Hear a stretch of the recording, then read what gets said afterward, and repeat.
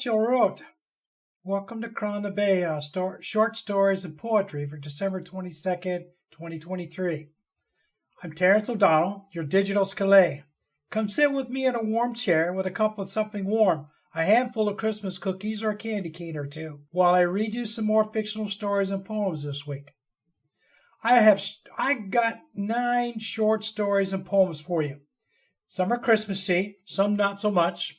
I got another chapter from Robert J. Longpre's new book, Sanctuary. And lastly, I got a Christmas poem that I found from a Facebook writer in one of my pagan groups. So I hope you're in a warm, comfortable seat, because this episode may run a little overlong because of all the extra stories and Christmas stories and other poems and stuff I have. There's nothing better than sitting somewhere warm to listen to some good stories and poems. And I hope I can take your mind off your troubles for just a little while. So let me start off with my first story, and I'm going to lead off this week with Robert J. Longpre's Sanctuary chapter.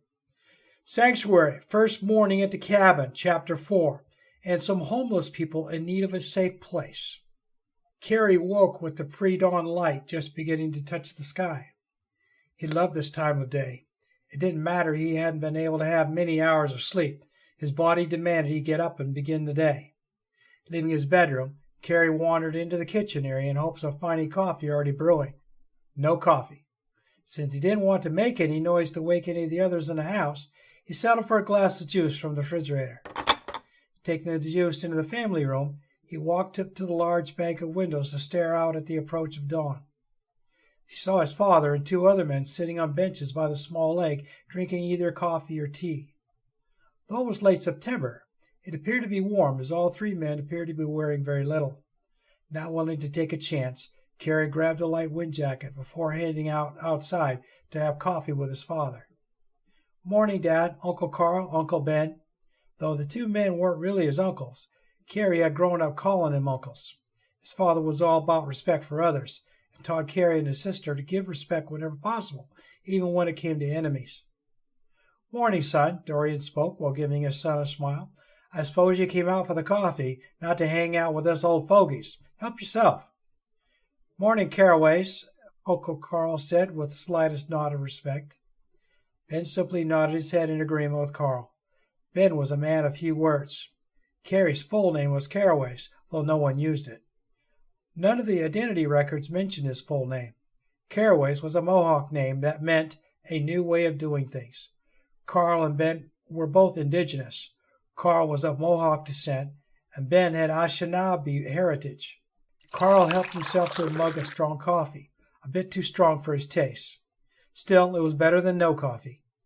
After sipping it slowly, listening to the silence that was punctuated with the crackling of the logs on the fire, Carrie decided it was time to find out a few answers. "Dad." "Yes?" "When did you find time to build the disinfection chambers? They weren't here 2.5 months ago." "Carl and Ben took care of that job. All I had to do was provide the money and the plan. They took care of the rest, with help, of course."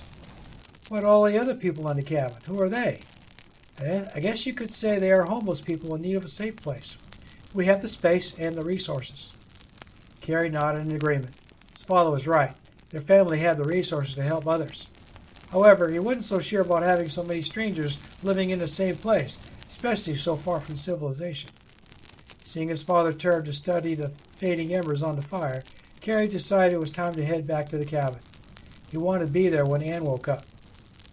"I'm heading back to the cabin for some breakfast," Carrie said as an explanation for his leaving the small circle. The 3 men simply nodded. Carrie heard Ben utter a rare few words. "Growing boy needs to eat." "Morning, Mom," Carrie said in greetings as he entered the kitchen. "Do you know if Anne is up?" "No, I think she's still sleeping. Now don't go waking her up. She has to be exhausted. It's not easy having to leave home without your parents, worrying about them in a hospital. Are you hungry?" Carrie laughed at her final comment. He was always hungry. Both of his parents constantly teased him about having a hollow leg. "There's fresh bread on the cupboard. It's not homemade like usual, but it is healthy. Make yourself some toast. There's also fruit, peanut butter, a selection of jams and cereals to choose from. We have to thank Ben and Carl for all the provisions. Your dad was in a hurry yesterday to get here." "Toast sounds good, Mom. Do you want me to make some toast for you as well?" No, I'll wait till your dad comes in and have breakfast with him. Who's preparing breakfast for all the others? Your father said he will take care of it. I expect him to be here in a few more minutes. If you want, you can help him. It's supposed to be fairly basic, toast and cereal for the most part. Carrie made his toast, which he covered in peanut butter topped with sliced bananas. It was the same breakfast he usually ate before going to school. With the thought of school, Carrie realized that he wouldn't be going to school after breakfast, nor any time soon, very soon. A frown appeared on his face with those thoughts racing through his mind. Mom, do you know how long we're going to be here? I don't know. It could be weeks or even months, depending on when the pandemic is resolved. What about school? Oh, you're not getting out of school, and don't worry. Your father has set up a couple of rooms on the second level as distance learning centers. Don't ask me how, but he has even set up Wi-Fi in the cabin. Online learning will ensure that all you kids will continue to get your education. Carrie took in the information and felt a sense of relief. It was his final year of high school. He still needed 4 credits to graduate, classes that could easily be done online. You better go get Ann up so she can be ready for breakfast and for registering for online studies. Where's her room, Mom? 2 rooms to the right of yours. Your sister's room was between your room and Ann's. Make sure to wake Leslie up as well. She would sleep until mid-morning every day if she could get away with it. Waking her up was a chore he was charged with ever since he started going to school. Leslie had just started grade 6 at the new middle school back home. If anything, it was getting harder to get her ready for school on time. Carrie stopped by Leslie's door and knocked loudly, calling out her name. Usually it took several minutes of knocking for a muffled "go away" to be spoken. Surprisingly, he only knocked twice before she opened the door wearing a smile. Is breakfast ready? Carrie couldn't believe his eyes. His sister was up and dressed and smiling. He turned as he heard the door to the next room open. Ann had heard his knocking and came out to see what was going on. Seeing Carrie, she gave a sigh of relief. I wonder if I can call my mom, were her first words. My mother says that we have internet, so I don't see how that should be a problem, Carrie replied, glad that he had something positive to say. Without thinking, he approached her and embraced her in a hug, more of a big brother hug than anything else. She also said the 2 of you should come down to breakfast. It was only after he spoke those last words, when he realized Ann had only a thin nightdress on, a thought which instantly made him blush. Ann saw his reaction and looked down to notice her dress was almost see-through. She immediately rushed back into her room, closing the door behind her, while telling both Carrie and Jessie to wait for her to change. Less than 3 minutes later, she emerged to face the challenges of a new day in a strange place. My next story is a short science fiction story, and it's from David Pahor. As a maker, to speak, a fortunate linguist place is in chains. The rock that dropped from the sky near that remote village in the foothills of southern peaks was not a rock. Had we known that when our satellites detected the location of its impact, we would have just nuked it. But hindsight is a bare mistress, and it probably would have not have worked anyway. We landed in the large cargo flyer of the university's geological department, accompanied by 2 board constables and a patrol skipper. Approaching the smoldering earth around the crater, they were the first to die, their unprotected skin blackening before, in a matter of seconds, a crackling heat transformed their stiffened bodies into charred mannequins. A wedge-shaped slab slid out of an exposed side of the steaming, half-buried metallic oblong, to fall ponderously into the disturbed, inky soil, revealing a form in the silvered orifice. It spoke in the authentic language of the makers, and the fleeing others never stood a chance. I was the only one who understood it, and fell instantly to my knees, avowing subservience.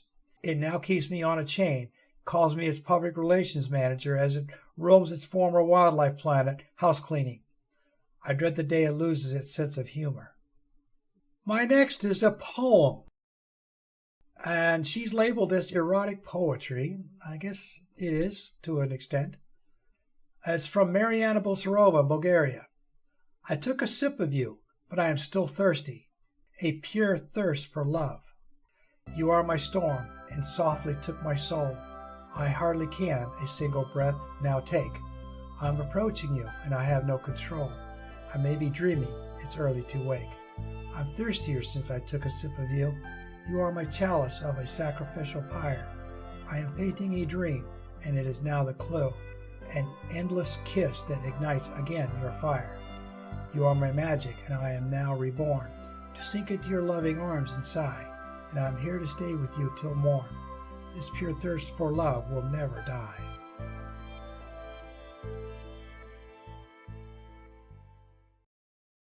Now I've got a kind of a funny story. It's a science fiction story, and it's entitled, I Did Something Bad Yesterday, and I Don't Know How I Feel About It, by Zilin Sam. Content warning, graphic violence and disturbing imagery. I did something bad at work yesterday. I've been debating whether to share this story online, but it's something that I need to get off my chest. I wish that we had been allowed to continue working from home. Then none of this would have happened.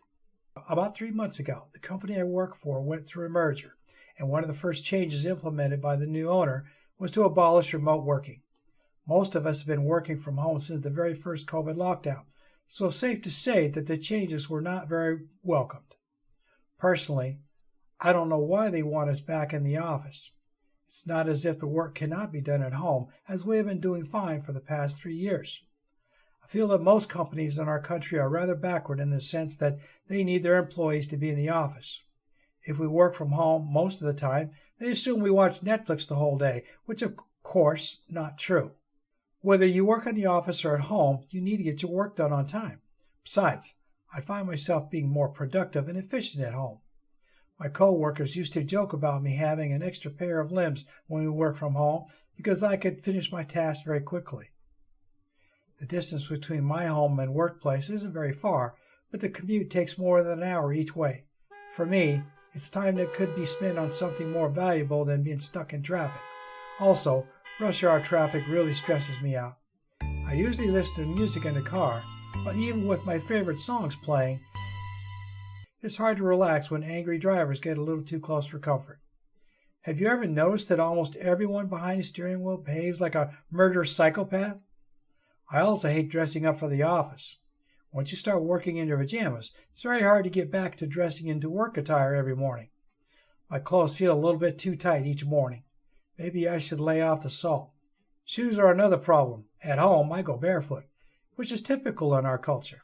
Frankly, I hate wearing shoes, but obviously I can't go barefoot outside, let alone in the office. It's quite impossible for me to find a good pair of shoes. They are always either too tight or too loose. Even the ones that fit perfectly in the store give me problems after a day or two.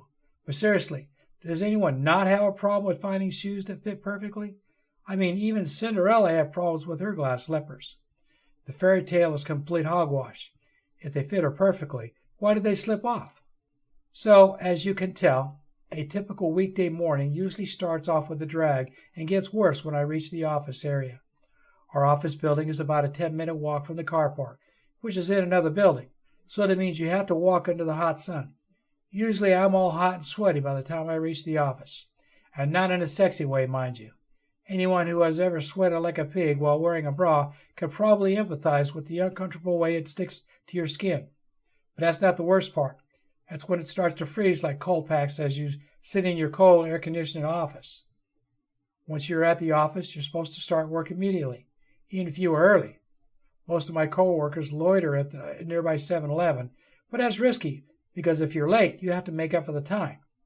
The rules are such that for every minute late, you have to make it up by an hour. So if you're 1 minute late, you have to compensate for 1 hour. If it's 2 minutes, it's 2 hours, and so on and so forth. This is the reason why most of us work until midnight and on weekends too. I have a feeling that the company's clock-in system is rigged because for the past 10 years, I have never been punctual, or at least my attendance has never been recorded as punctual. I swear I reach the office at least 5 seconds early every morning. As soon as I set up my laptop system, we use 2 monitor screens. I usually have breakfast at my desk while pretending to work. Yesterday was an exception. It was an unusually hot day. I nearly died from heat exhaustion. As I was eating my second burger, one of my idiotic coworkers increased the temperatures to 30 degrees C, which was ridiculous, as it was warmer than the temperature outside. I snatched the remote control out of her hands, but the stupid thing ran out of battery right after that. So we were stuck at that awful temperature, and I felt like I was being cooked alive. I knew that some of my coworkers hid in the server room for the air conditioning, but I wouldn't risk breaking company rules. So I went to the pantry instead, kept myself cool by standing in front of the fridge with its door open for about an hour or so. After a while, it was really tiring, so I pulled up a chair and sat in front of it. I know my coworkers don't like it when I do that. I think they are just being discriminatory because of my weight. Obviously, I won't break the chair, although the chairs in the pantry are pretty small. If only they could see my true form. Maybe they would be more sympathetic, I guess. I mean, it's hard to wear all these stuffy human clothes and shoes on top of your human avatar bodysuit. My tentacles feel squished, and honestly, I get cramps when I'm home after a long day in the office. I used to have a partner who would give me a massage before bedtime, but let's just say that he isn't around to do that anymore. That might have something to do with what I did, but that's another story. So anyway, my coworker Emma's been getting on my nerves all week. She loves sucking up to the boss. It's so obvious. Oh, perhaps I should have used the past tense to describe her actions. Yeah, that's right. She's dead now.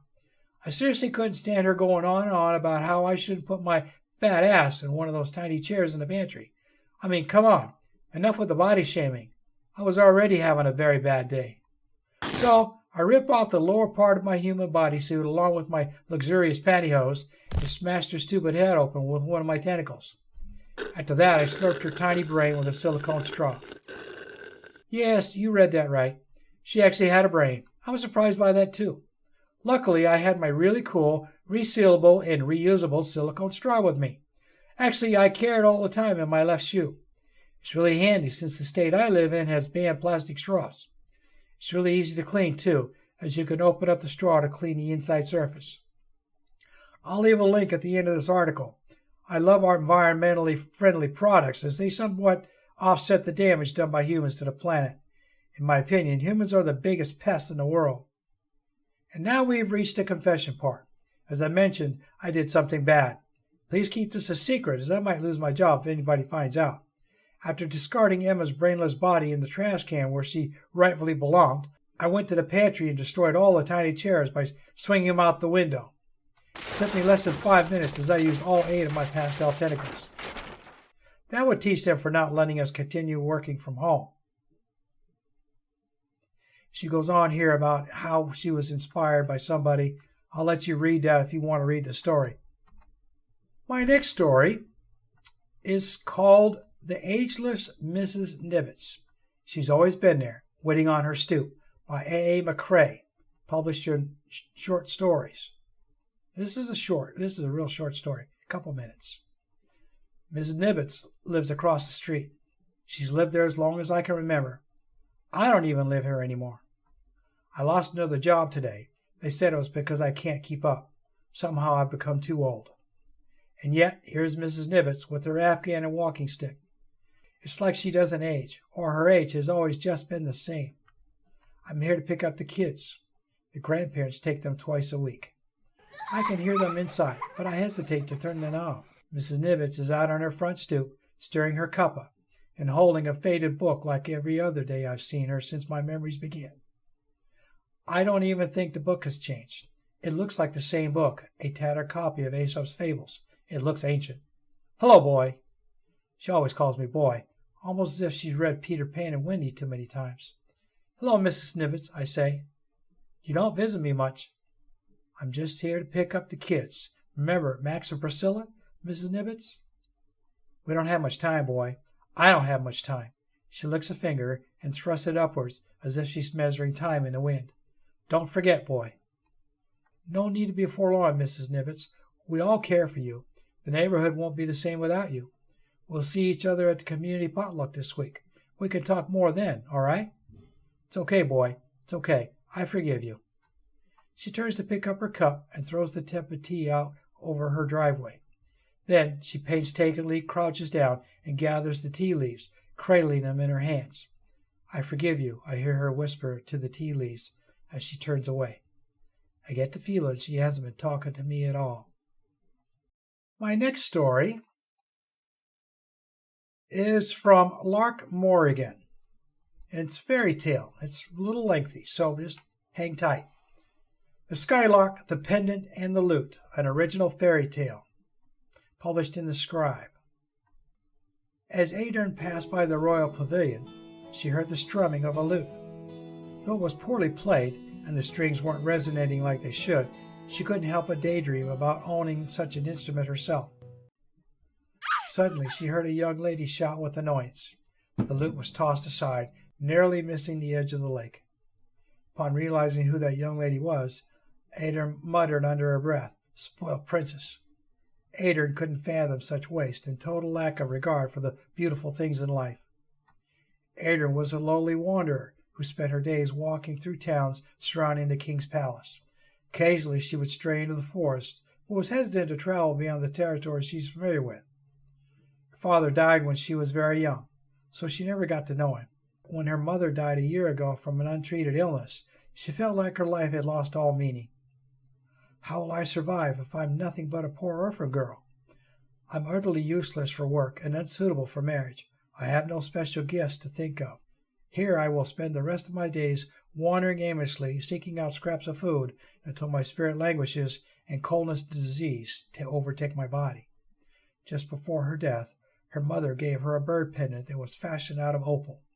It seemed very out of place with the rest of their tattered and meager belongings. This pendant has been in the family for generations. It is the only item that you must never part with. It will be important to you someday. Unfortunately, my mother never explained the mysterious reason behind it. But you must remember that this is something you can never sell, no matter how desperate you are. Adrian nodded, but said not a word, for she was too paralyzed by grief.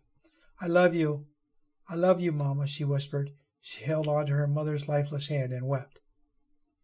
Adrian picked up the lute, brushed dirt and grass off the surface, and began walking towards the forest. Once she was out of sight, she strummed a single note. She admired the richness of the sound. What if I tried playing a tune I remember from so long ago, from a distant childhood dream that has brought comfort on the hardest days? She closed her eyes and began playing the lovely yet somber melody that her mother sang to her as a child. Strangely, the notes flowed effortlessly from her fingertips, and in that moment she felt a surge of power she had never felt before, as if she were touched by a spirit, but she couldn't understand why. Unbeknownst to her, across 3 rivers and 7 forests to the west, an enchanted skylark awoke from her sleep and began singing the same melody. Up in the tower of the royal palace, a formidable woman in a long cloak stared at her glass orb that radiated with dark energy. The enchanted skylark had woken from her long slumber, and the orphan had found the lute and was in possession of the pendant. The keys to the prophecy were in place. She opened an ancient text, and after she whispered some incantations, the smoke revealed that Adrian was the only one alive who could make the prophecy come true. She was the sole descendant of the last good prophetess, who was executed 7 generations ago, and his execution commenced the kingdom's slow plunge into darkness. A child of the 7th generation will be the key to saving the kingdom from total darkness, decadence, and decay. If she finds the enchanted skylark, keeps the opal bird pendant, and plays the sacred tune on the king's lute. Though this sorceress was well aware of the laws of magic, she thought she could twist fate with her own hands with her schemes, and there was one obvious solution. Tomorrow I will make sure that she parts with that pendant for good. Adrian was getting desperate. She had pawned off almost all of her family's possessions, sold the house, and subsisted on the bare minimum amount of food she needed to survive for the past year. Although she knew this day was coming and mentally prepared herself for it, the arrival and the heavy realization that she had absolutely no money left wasn't any easier. She looked at the opal bird pendant with such sadness. Mother, I am hungry, I am weak, and I am beyond weary. I have no means of survival. Is the pendant really worth keeping when I am close to death? A beautiful jewel will be of no use to me during these difficult times. She hesitated no more and began running over to the market. The sorceress was disguised as a merchant, and she spotted Adrian asking several other merchants about selling the pendant. She overheard what some of them were willing to pay. She chuckled to herself. Such amateurs. They really do not know the worth of things like I do. Adrian approached her, and the sorceress carefully concealed the guile in her own eyes. I am selling a rare and precious pendant. It is no longer of use to me. Sorcerer's lips curved into a smile. but the warmth did not reach her eyes. Adrian was too tired to notice. I will offer you a sum that you can subsist on for the next decade of your life, and I will give you another pendant like the one you own, so this exchange won't feel like a sacrifice at all. She dangled a pendant that looked no different from the original, but unlike the original, it wasn't crafted using the waters from the Fae's silver stream or opal from the moon's realm. Adrian's eyes widened, and the sorceress tried her best to hide her glee. The prophetess descendant was more gullible and weaker than she had thought. They quickly made the exchange. Adrian thanked her and went on her way. The sorceress clenched her fists around the opal pendant. At last, the prophecy will not come to pass. Later that night, Adrian couldn't help but feel uneasy. Though she had found herself a nice home and some good food to eat, she wondered if there was any truth to what her mother said. But she couldn't imagine why a pendant would be more important than food and shelter. She stared at the pendant the merchant lady gave to her. It's just a replaceable piece of jewelry, she reassured herself. See, I was able to get another one just like it, and I was able to buy a house, so I don't freeze at night. Surely it was worth it. But as soon as the words left her lips, the fire went out and was replaced by an infallible cold chill. None of the windows or doors were open. Adrian, my last descendant, you have no idea what you've just done. I'm sorry, I didn't know how valuable this was. The laws of otherworldly realms forbid me to speak and meddle in affairs of humankind, but I was granted permission to speak with you briefly, for the prophecy must be fulfilled, and there is no time to waste. Adrian froze and braced herself for admonishment. I'm very sorry. I should have listened to my mother. I hope there's a way I can fix my mistake. There is, child, but the chances of getting the pendant back are slim. You see, you didn't sell it to an ordinary merchant. You sold it to our enemy, the sorceress, who is the corrupt king's confidant. That will make it much harder to retrieve, but not entirely impossible if you think of a way to outwit her. Next, you will need to journey across 3 rivers and 7 forests to the west in order to find the enchanted skylark. Bring her back to the royal palace. Finally, it is imperative that you do not lose the king's lute, for it has powers that he himself does not know of. Play the tune you've always remembered from your childhood days, for it is the most sacred one of the land. These 3 things in your possession will lift the weighty curse. Then the whole kingdom will be free from darkness and corruption, and peace will be restored to the land.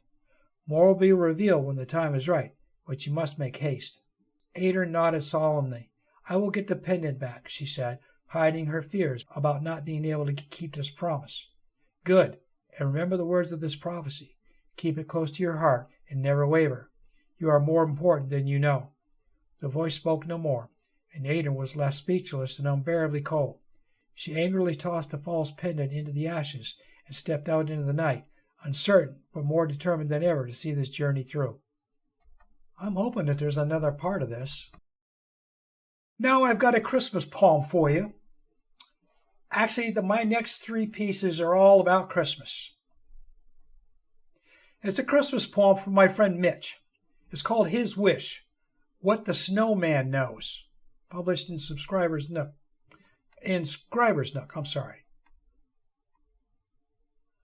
I watch the lights and holiday trees, looking through windows in front yards.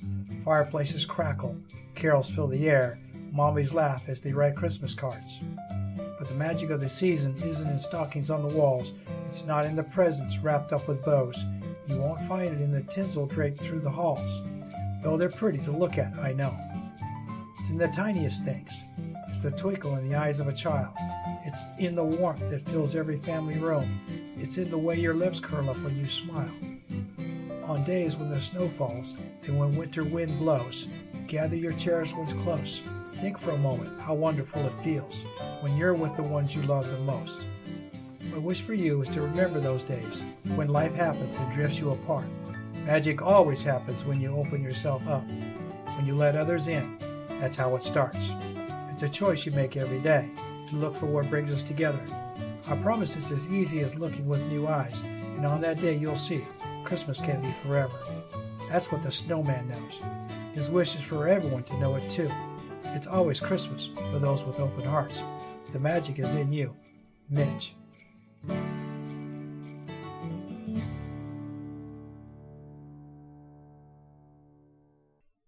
Now I've got a small story here. Grandma's Still Alive. I Better Bring Her Home for Christmas by Harry Hogg. I invite Grandma at Christmas time when I'm told she's still alive. Oh, now come on, smile at least. You know I'm an old curmudgeon. It's not a pretty picture. Grandma's 90 years and 3, razor thin, and worse, she hasn't put her teeth in. She loves the Christmas holidays, Christmas carols at the door, nativity, baby Jesus, and Amazon's fast delivery.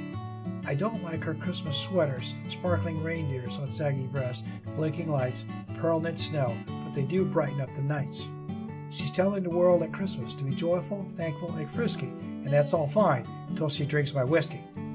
Grandma's lived a really long time. I hope it never ends. I'll suffer the crimson cardigans, blinking lights, because I'm her favorite grandson.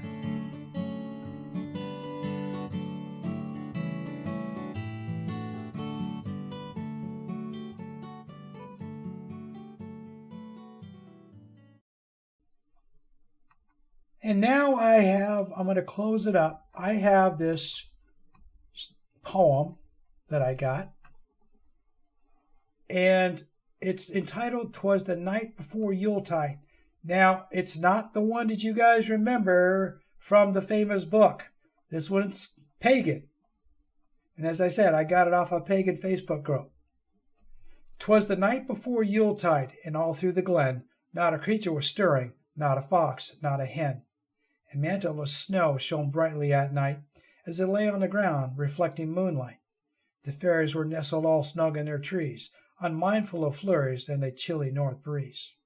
The elves and the gnomes were down in their burrows, sleeping like babes in their soft earthen furrows. When lo, the earth moved with a thunderous quake, causing chairs to fall over and dishes to break. The little folks scrambled to get on their feet, then raced to the river where they usually meet. What happened, they wondered, they questioned, they probed. As they shivered in nightclothes, some bare armed, some robed. What caused the earth shudder? What caused her to shiver? They all spoke at once as they stood by the river. Then what to their wondering eyes should appear but a shining gold light in the shape of a sphere? It blinked and it twinkled, it winked like an eye, and it flew straight up and was lost in the sky. Before they could murmur, before they could bustle, there emerged from the crowd with a swish and a rustle a stately old crone with her hand on a cane, resplendent in green with a flowing white mane. As she passed by them, the old crone's perfume, smelling of meadows and flowers abloom, made each of the fay folk think of the spring, when the earth wakes from slumber and birds start to sing. "My name is Gaia," the old crone proclaimed, in a voice that at once was both wild and tamed. "I've come to remind you, for you seem to forget, that Yule is the time of rebirth, and yet I see no hearth fires, I hear no music, no bells. The air isn't filled with rich fragrant smells of baking and roasting and simmering stews, of cider that's mulled or other hot brews. There aren't any children that play in the snow, or houses lit up by candles' glow. Have you forgotten, my children, the fun of celebrating the rebirth of the sun?" She looked at the fay folk, her eyes going round, as they shuffled their feet and stared at the ground. Then she smiled a smile that brings light to the day. "Come, my children," she said, "let's play." They gathered the mistletoe, gathered the holly, threw off the drab and drew on the jolly. They lit a big bonfire and they danced and they sang. They brought out the bells and clapped when they rang.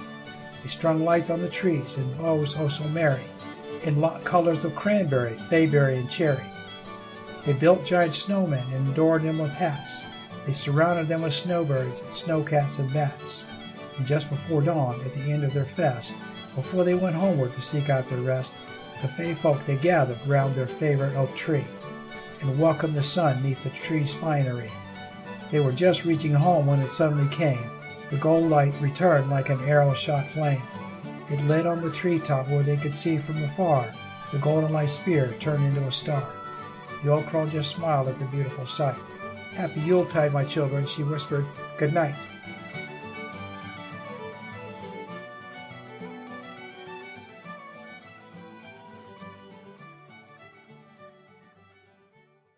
Poem author C.C. Williford. So that's all I have for you this week. I hope you've enjoyed this week's show. As I said, I try to give you a variety, and this being a couple days before Christmas, I tried to bring you as much as I could for our Christmas shows. I hope you enjoyed it. So let me get a little advertising out of the way, and then I'll let you enjoy your holiday. This once-a-week podcast is available to listen to on nearly every podcast platform out there, and now on YouTube. Subscriptions are still free, but I do have a donations tab on the rss.com webpage and on my website at www.crondabeha.com. I appreciate any support for my efforts to bring these stories and poems to you. Disclosure for everyone. In order to read the complete stories and poems, you'll need to sign up for a subscription of Medium. If I see a link by the author on one of the stories to allow everyone to read it, I'll let you know, and that'll be in the newsletters. Until next week, Sláinte. Gora Mahagat. Thank you for listening to the show today. I hope you enjoyed it. You'll return again for another episode of Crann na Beithe Stories and Poetry next week. Share this podcast with your friends and relations. The more the merrier. Search for Crann na Beithe Stories and Poetry in your favorite podcast app. I hope I've achieved my goal in helping you feel like we've been sitting under the village oak tree as I entertain you today. This is Shona K. I want to continue to delight you with a story or a poem that may bring you a smile or make you think a little after we part for the day. As I say goodbye this week, I wish to leave you with this Irish blessing as you go about your day. Bless you and yours, as well as the cottage you live in. May the roof overhead be well thatched, and those inside be well matched. Slán go fóill, which means goodbye for now in Irish.